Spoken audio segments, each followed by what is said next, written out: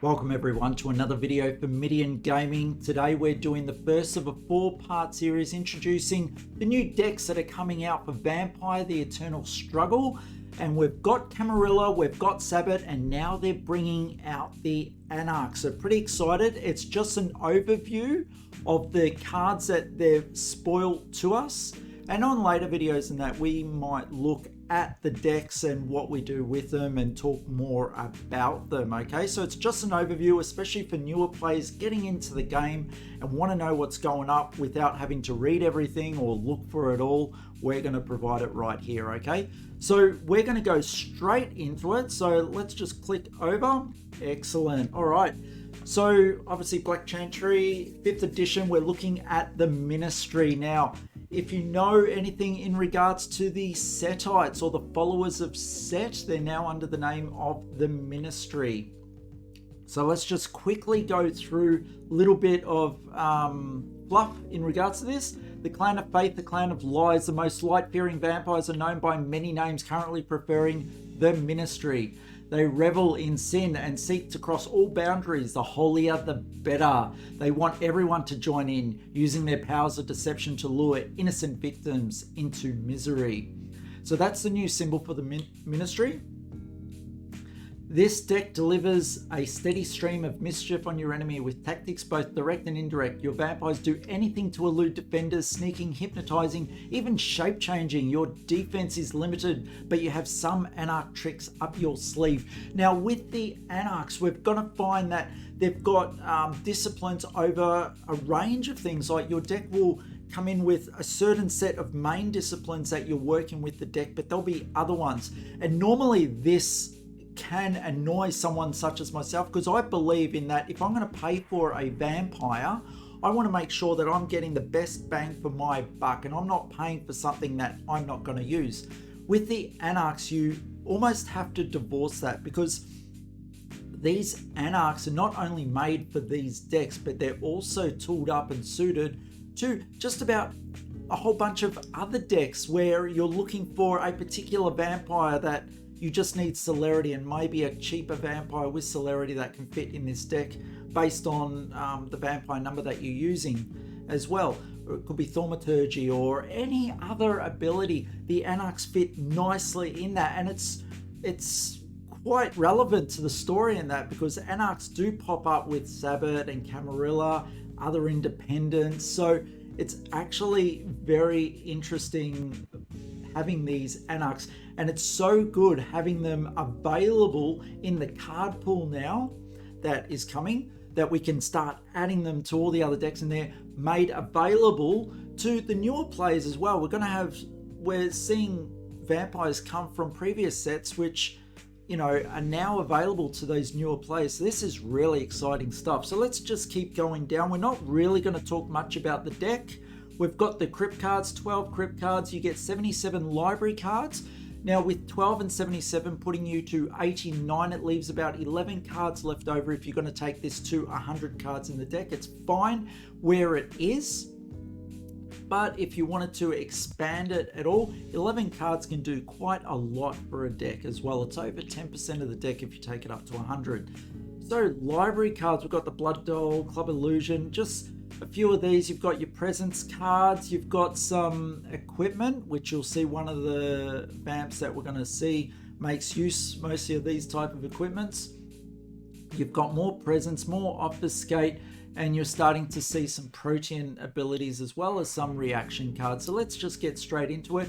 We've got Vivian 6. I believe that's a 6. I don't believe it's a V, otherwise that I would not be like numerical as it is. So it's Vivian 6, who's also a 6 here. Right, we've got Protean, Advanced Presence, there's that Thaumaturgy, and we've got Obfuscate. So Anarch Baron of Johannesburg, 7 cap. You know, you're investing quite a lot to bring out this vampire.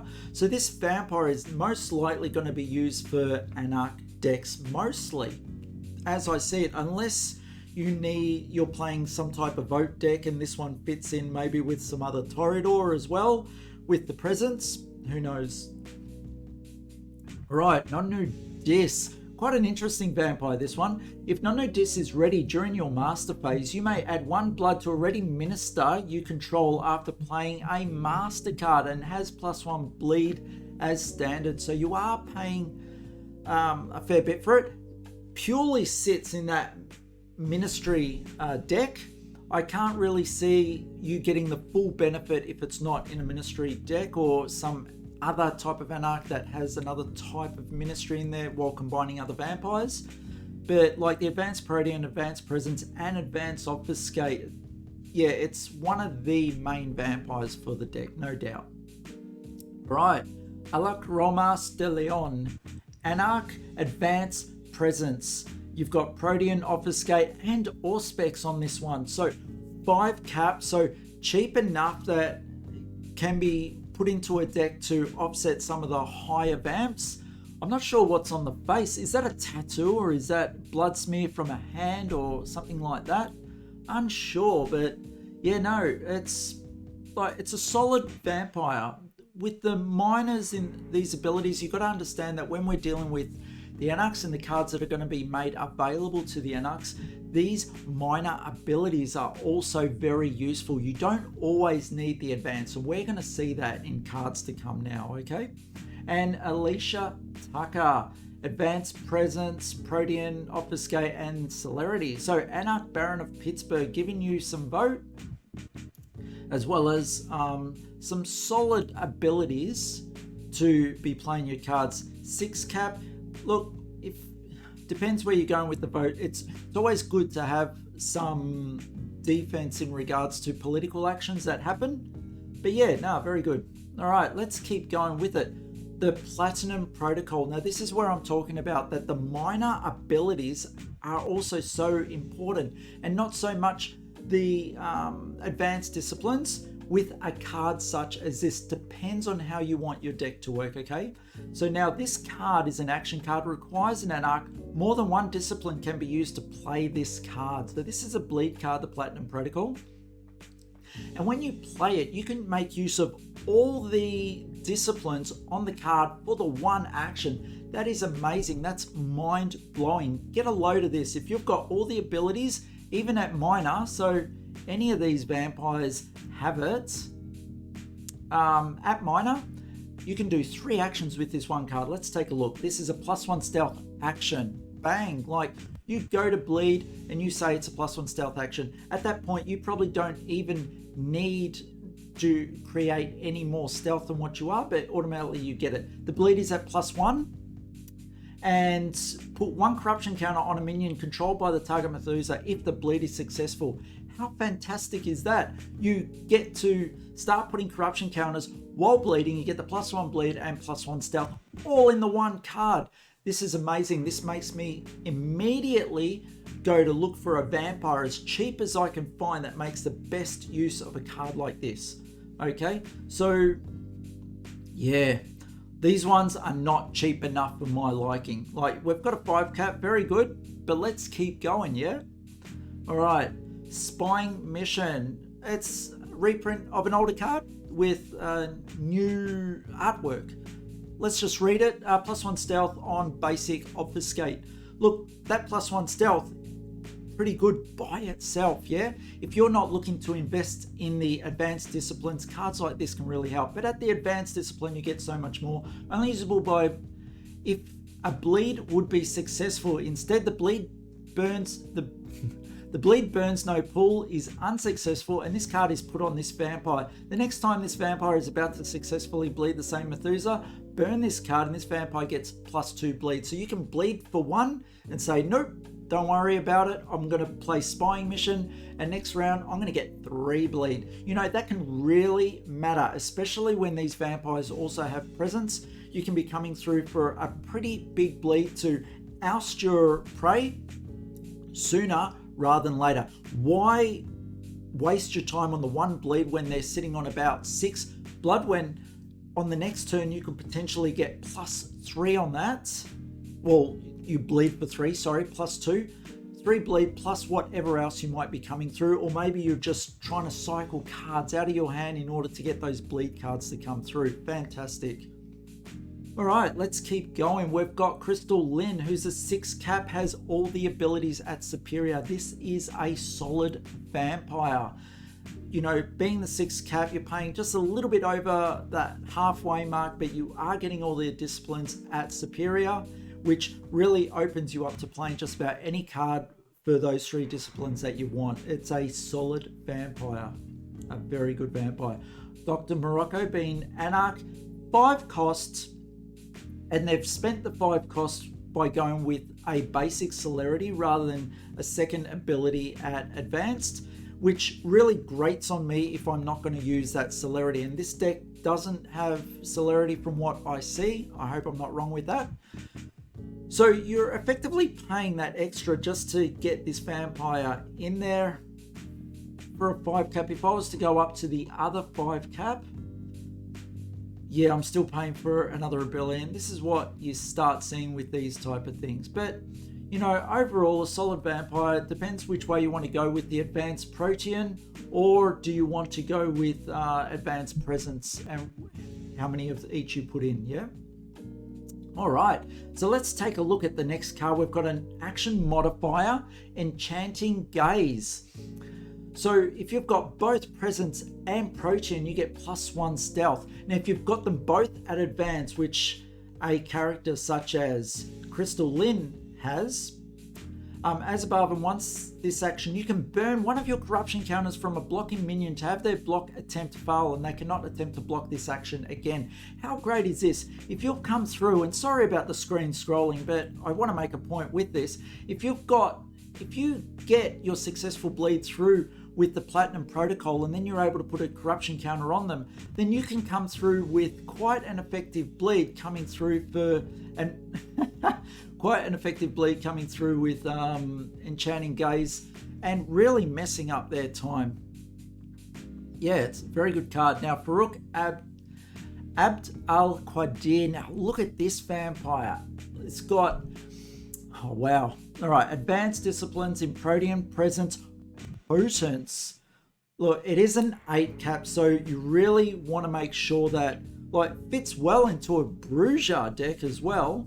Obfuscate and celerity, but you are paying 8, so you need to have that deck. You need to have resources going throughout your deck to make sure you can get blood back as resource pool in order to keep paying for different things. So blood dolls are important, as are giant's blood to refill vampires up, as are minion taps to take blood off, and do this all in the correct order as well, yeah?